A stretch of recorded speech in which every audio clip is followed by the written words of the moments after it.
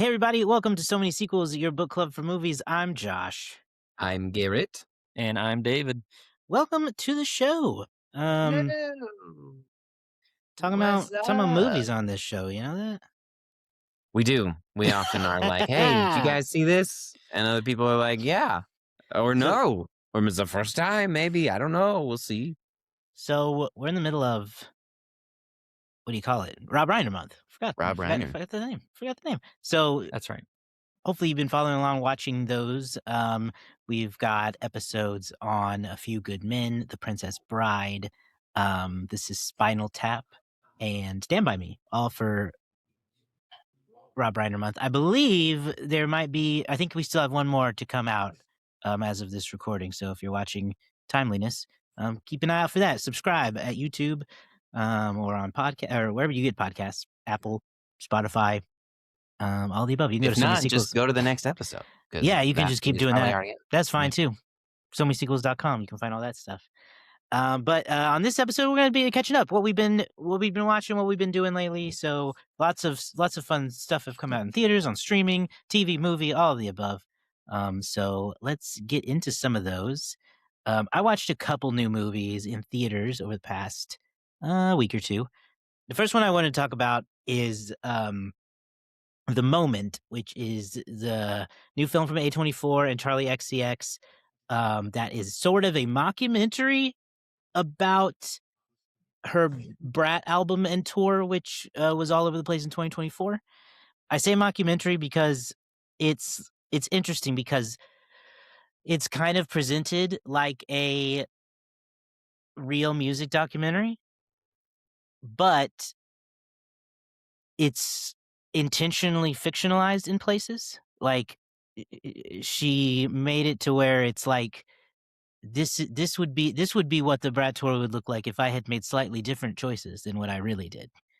And I don't want to spoil by going more than that, but it's an interesting take on a music doc. So it doesn't go into mockumentary quite like this is Spinal Tap, because it is still largely realistic, but it's not fully realistic, and it's open about that. So very interesting concept. I enjoyed it. It's got a mix of like some actors and actresses playing fictionalized versions of themselves, and some actors playing completely fictionalized characters altogether. Interesting. Very weird. Yeah. Like Rachel Sennett is in it, but she plays herself. And then like one of the, I think Alexander Skarsgård was in it. And he plays like the person who's going to direct the documentary. So I don't know. In this world, Rachel Sennett exists, but not Alexander Skarsgård. All that weird stuff. Did you say this was Neon or A24? I think A24, I believe it is. Okay. Yeah. Like, for example, they've tied this into some of the merch I saw, so I don't feel like it's a spoiler. In the movie, she's presented the opportunity to work with a bank to launch a Brat credit card. And obviously that did not happen in real life. In the movie, Sure. she decides to take that deal, and you'll see what happens when she does. But things like that. It's just and a bunch like, of Brat dolls. That's all you can buy. You can like go to the A24 store and like buy the credit card, which is fun. That is fun. Yeah. So it was interesting. I enjoyed it. I don't even think you have to like Charli XCX or Brat. I mean, I would help obviously, but just seeing a different take on a music doc was cool. That's cool. Well, there you go. There you go. And then the other movie I watched was Send Help, which is the new Sam Raimi movie with Rachel McAdams and Dylan O'Brien. Yeah, my parents liked that movie. What a blast. It's super fun.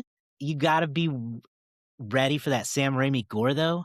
Sure. Because he turns up the gore for this one in Love that. some really disturbing ways. He's so good at it. So it's like Rachel McAdams works at this company, this corporate drone company, and Dylan O'Brien is the hot new boss who basically just inherits the job because it's his dad's company. Yeah. So it's like she's just a little peon and he's the big alpha man, and she's put in all this time and effort into this company and has done all this amazing work, and they really can't operate without her, but she doesn't get treated like it. Well, the trailers say this, so it's not a spoiler. They ended up on an island. They end up on an island alone, Mhm. And suddenly she's the only one who knows how to survive in the world, and he does not. Yeah. And Doesn't that that Busted leg say and everything? everything. doesn't that I- say everything? I really want to see this. I've been I saw the trailers for this ahead of a few movies, and I was like, this is like one of the best trailers of the year so far. It's a good It just trailer. makes you want to see the movie. And Sam Raimi, I saw an interview where someone asked him about his type of gore and horror and stuff. And they said, "Do you like that? Is that what about that stuff appeals to you?" And he goes, "Oh, it doesn't appeal to me."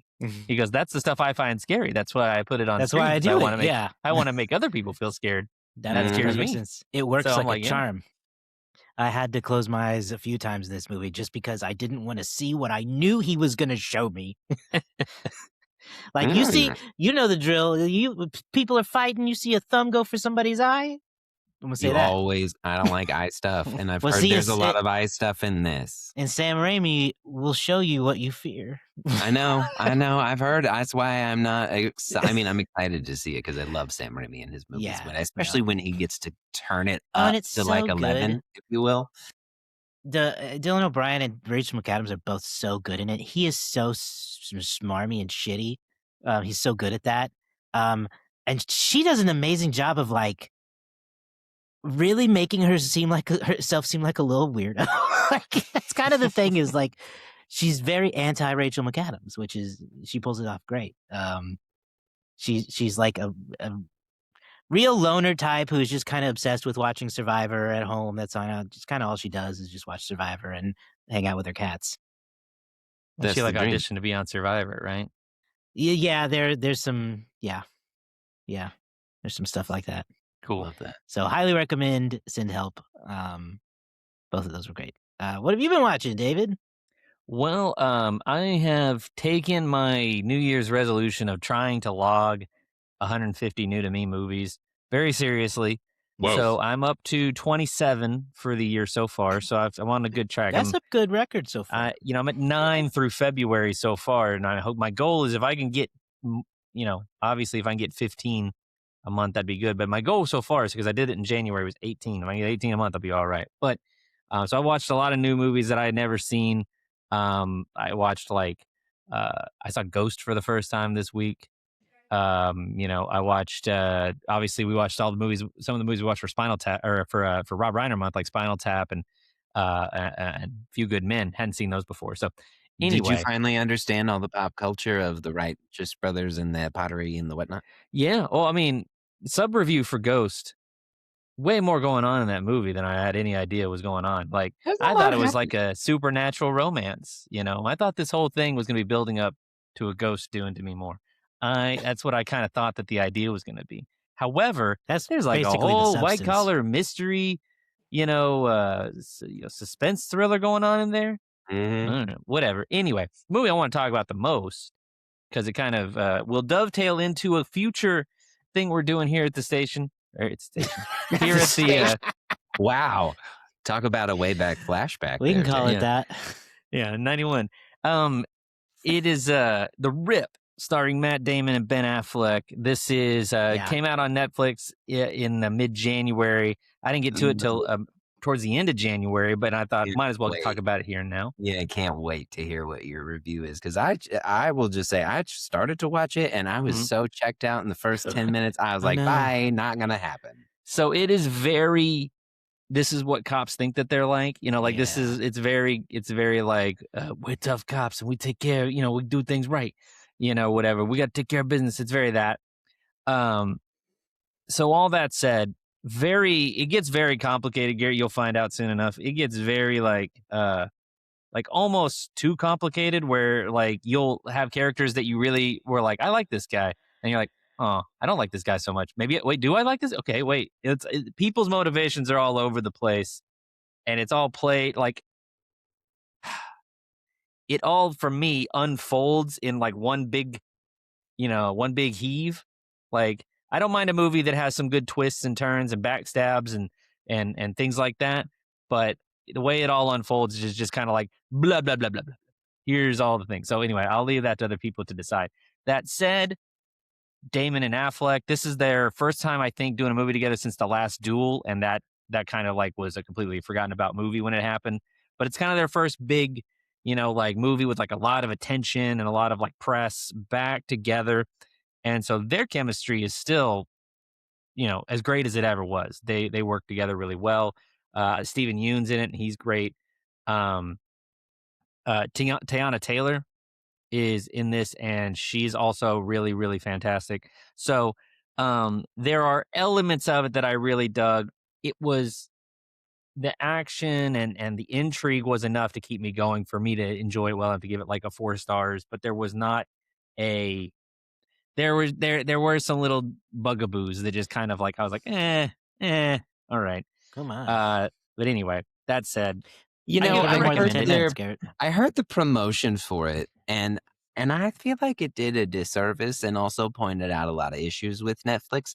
Is that they were basically like talking about the writing process, and keep in mind that these men, as we will talk in the next month in March, they have been nominated and won Academy Awards for writing. So these two people were told, make sure that you reinforce the plot every like 2 seconds because people don't have that attention span anymore. And like this if you watch a lot of movies like us, but having them actually point that out really just makes every Netflix movie really hard for me to watch because that is exactly what they're doing without any kind of like care in the world. And I'm like, Well, just move on.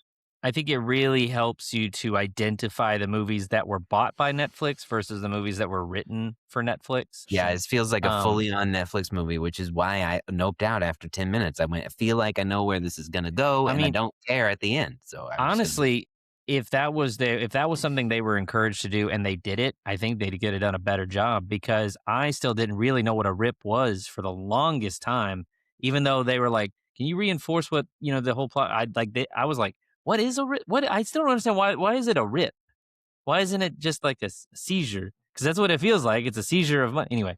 But it all like eventually irons out a little bit, and the sort of I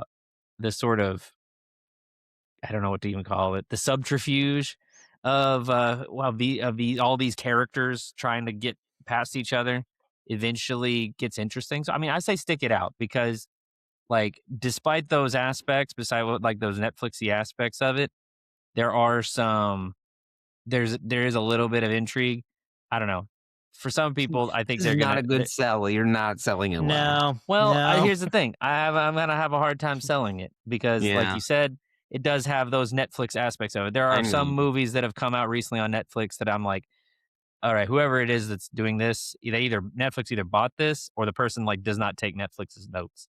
Yeah. Like I think Rian Johnson does not take Netflix's notes. I believe that. And I think some people have the authority to not. And I'm checking now. The rip was written by 2 unknown mofos. So. Oh, I thought it was written by them. It was not written by them. It stars them, but I wouldn't be shocked if they did some rewrites on the day ofs and stuff. They may like have that. because Affleck did talk about that this script was, or Damon talked about when the script was purchased by Netflix, that then Netflix had script stipulations that they had to go back and do, and some of those were what Garrett said, but also he talked about how standard screenplay writing or whatever for the last 100 years of film is that you'd have first act, second act, third act, big set piece in the third act, explosions, whatever. He said Netflix now wants that in the first 5 minutes to hook people every time. So it's screwing with the story structure in a way that like writers haven't been used to. Did they have an explosion in the first 5 minutes? Because I don't remember, and if I did, then I was like, I mean, if you count, Garrett, you've seen it. If you count the woman in her car getting sort of like hunted down as a big action set piece, which it's not like a big action set piece, but it is kind of a mystery thing that kind of can hook you in pretty early, then that counts. But they didn't have like a big chase through a parking garage or anything. And look, I'm not even going to pretend that Netflix is probably like Netflix has the analytics to show what hooks people and what don't. So I'm like, they're probably not even wrong, but it's just sad to try to write a movie to analytics. It's like that's not how it should work. This is a No. bigger conversation, but my quick Yeah. note is that's what the problem I have with Netflix is that yes, when you are sitting at home, Netflix, when you're distracted with 943 other things, and yeah, there is a reason why I'm not paying attention, but you Yeah. shouldn't make all movies that way. The problem that I'm realizing, and then we can move on to your movies, Garrett, because this is, this is just, there's always a good reason to have an indictment on Netflix. I know. But they just are, they're very, like Reed Hastings is very open about this. They view themselves as a tech company. They view YouTube as their number one competitor for a lot of good reasons, but they don't see themselves as an entertainment studio of sorts. They are a tech company. Sure. And so that's where I think tech companies shouldn't be making movies then, because you are driven by analytics. Mhm. And really the only analytics the studio's driven by is box office money. And you can't measure that as in depth as 400 billion minutes Yeah. streamed. Yeah, and you can't break down like here's the exact point people drop off while watching your movie. Yeah, you In just real know how like- many people bought the ticket. That's all they cared about. They don't care if they Yeah. even liked it. Did they buy They the want to ticket? get you in the theater. That's the goal. Get you in the theater, and then if you liked it well enough, hopefully you liked it well enough, you tell other people go see it, Yeah, and then maybe you'll buy it on video when it or you'll comes go out. see it but again. Yeah, I mean DVD obviously a big part of that in the past. Yeah, But yeah. it's all different now. So Anyway, I enjoyed rip. it. It's not going to be for everybody. I think for me it was the Damon and Affleck of it all, and I really like Stephen Yeun. Yeah. What you been watching, Garrett? You got TV on here. We love TV. I've been watching a little bit of Living Outside the City with the Burbs, guys. The I- Burbs. Now, I believe this is a TV adaptation of the Tom Hanks movie, right? Correct. And so Yes. I watched both. I watched the TV show and I watched the movie. I haven't watched all of the TV show, but I mean, this I believe dropped on Peacock after the Super Bowl. So they Mhm. were definitely trying to get some eyes on this. They've got Keke Palmer as the star, who again, I've said in the past that I will watch anything that she's been a part of. Yeah. So I was like, okay, I'm going to give this a shot. And the first episode, I'm super intrigued. And I have never seen the movie either. So Keke Palmer has moved to the suburbs with her husband. He's British and white. She is black and white Not and British. an American. And so they move to the suburbs, which is notoriously white most of the time. And this neighborhood fits that bill. And so you have this interesting dynamic, but then it doesn't go in the way that you think. Actually, they build a community with each other after some initial, like, "Ooh, who are you? What is this?" But then there's another house that is in this cul-de-sac, and it's been left alone to dilapidate for the last 20 years. And so somebody moves in, an outsider, and kind of causes a little bit of a stir with Keke Palmer. And so you've got this kind of interesting race dynamic that's going on. I was like, okay, this is interesting. I'm going to see where they go with this. Jumped into the movie, and it's very not the same. No, I bet not. Tom Hanks is just a peeping Tom, essentially. Like Peeping Tom Hanks. He's just a stay-at-home dude who like watches his neighbors and keeps an eye on everything. Corey Feldman's in this. Do you know how many random movies Corey Feldman keeps showing up in that we In watch? the 80s and 90s, like He's all good. of them, yeah. He's going to be your most viewed. I know. He might be on our He's list. like, I don't know. He looks like he's 18, 19, but he is living in a house, drinking beer and having people over, just watching these idiots be idiots. What a blast. It's such a like slapstick kind of a comedy, but they're all wrong. I mean, they end up being right because like they see this other house and they're like, these people are weird, and they end up being weird. But throughout the whole movie, they're kind of disproved. But I don't know. It was an odd kind of silly watch. I recommend it for all of the angry Tom Hanks yelling. Yeah. The movie, I've seen the movie before, and I'm really interested in the show because the movie didn't sweep me away really. No, it Just kind of okay. It was very okay and very funny in moments and just Yeah. kind of all right. Yeah. But the Yeah. show's Well- got promise. I'm super interested in where they're going to take it. There's a little mystery element. There's a little murder element. So they've got some things that they're dangling. I mean, that is something we've discussed. I've seen it discussed many times on the internet, is the properties that are ripe for a good remake are the ones that had a good idea, but not necessarily the best execution at the time. Absolutely. So, if the original Burbs is like, it has some fans, I'm sure, but if it was kind of like, interesting idea, not exactly the best actual thing. Yeah. I think they can go a long way with it. And Keke Palmer, she's terrific. So And I will say, keep an eye out because as they explain the name of the town, Keke Palmer's new to the town, so she's doing some research at the local library and is watching a video of Hinkley Hills. And the founder, Hinkley, I don't know what his first name is, but is old Tom Hanks. It's just a still picture of old Tom Hanks as like a Washington type Wonderful. revolutionary kind of person. And so it's just a little subtle nod to the movie. And I really liked that. It was very fun. Awesome. I'm definitely gonna check it out. It's high on my list to watch. The Burbs on Peacock. Then moving to the next segment, we got one trailer to talk about for this new movie called Nirvana, the band, the show, the movie. The what? I know. Now there was a thing called Nirvana, the band, the show, Nirvana, the band, the show, that I didn't even know existed. So that's where the show part comes in, and now Okay. it's the movie. And I want to read the letter. Are these people? I guess so. Yeah. Okay. The I had it open and then I lost it. I wanted to read the letterbox logline for this movie, which is: when their plan to book a show at the Rivoli goes horribly wrong, Matt and Jay accidentally travel back to the year 2008, blah, blah, blah.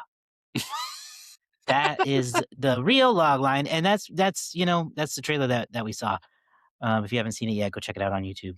We'll try to link it maybe in the show notes. But yeah, I saw this when I went to see Send Help, and I was amazed. I can't believe that we're making movies finally about going back to the greatest year in history, 2008. I know. That's going to be very interesting. The last time that people felt optimism for the world.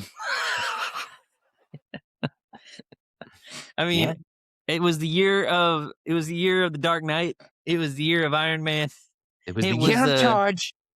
It was Zero. I graduated high school, got the whole world ahead of me. The year Obama was elected, right? And then he took office in 2009. Right. So I mean, that was election it was a changing of the guard. Things were new. It felt like, hey, if Garrett, I assume this is the case for you. It was the year we graduated from high school.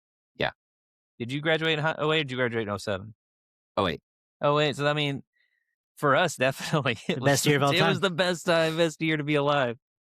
I'm just floored by this movie. I have so many questions just from scenes in the trailer. It seems that they at first are just like completely ripping off Back to the Future, which in a very intentional way. Yeah, they build a flux looks capacitor. Like they recreated the entire clock tower set for them. Lightning strike. And then it seems some implication that they might affect moments in history post 2008. There's a small clip in there of one of them. Looks like they've taken Chris Rock's place in the infamous slap moment. Yes. Yeah. There's some weird. They're standing in Times Square and there's Dark Knight billboards everywhere. That's pretty cool. So I'm very, very excited about this movie. The reaction I've seen is that it is just crazy. Some of the popular Letterboxd reviews include, "How on earth did they make this? Can't recommend seeing this one in theaters enough. I asked myself, how did they do that? At least because it times. Also feels like they did a guerrilla kind of a style shot, like Borat, where it's like just out there and they're fully committed and other people don't know. It does seem like some of it was shot to be real or seem real. I'm looking at it now. It's already open in Canada. Yes, that's why there's so many reviews out. Yeah. It opens, at least it comes to South by Southwest on March 9th. We'll see it if we get it open here in the United States anytime soon. But it's already made in Canada $1.3 million on a $2 million budget. So, well, Canadians love movies, and we're. I mean, are these guys Canadians? I assume they are. I don't know.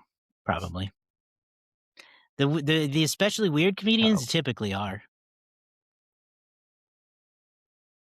Speaking of which, we weren't on here for Catherine O'Hara's passing, and so we should at least recognize Catherine O'Hara and her incredible career in life and the tragedy that was her passing. And James Van Der Beek. Yes. Yeah, I thought about how we could try to talk about them and just haven't found even the words yet, because we could easily do a Catherine O'Hara month too. Yeah. There's some fun. There's plenty of stuff to do with the Beak from the Creek. Josh, do you remember watching Dancing with the Stars with the Beak?